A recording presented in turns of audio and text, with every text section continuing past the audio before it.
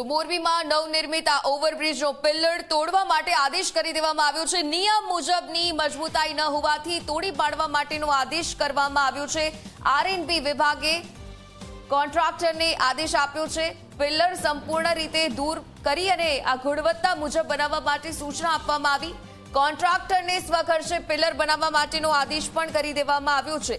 89.31 કરોડના ખર્ચે નિર્માણ પામી રહ્યું છે આ ઓવરબ્રિજ।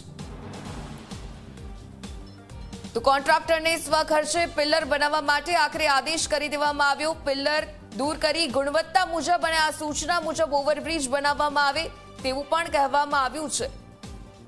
હિમાંશુ સંવાદદાતા ફોનલાઈન પર જોડાયેલા છે, વિગતે જાણકારી લઈએ તેમની પાસેથી। હિમાંશુ, જે રીતે નવનિર્મિત આ ઓવરબ્રિજ અને આખરે પિલ્લર તોડવા માટેના પણ આદેશ આપવામાં આવ્યા, શું જાણકારી?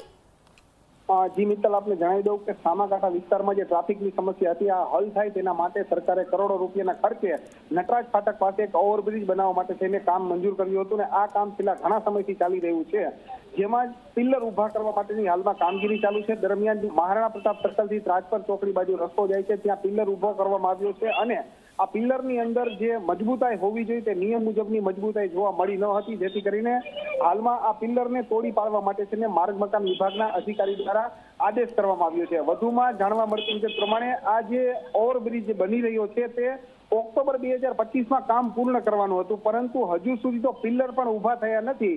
ત્યારે આ આખો ઓવરબ્રિજ ક્યારે પૂરો થશે ને લોકો તેનો ક્યારે ઉપયોગ કરી શકશે તે હાલમાં અત્યારે કહી શકાય તેમ નથી। મિત્તલ, આભાર વિગતો સાથે જોડાવા બદલ।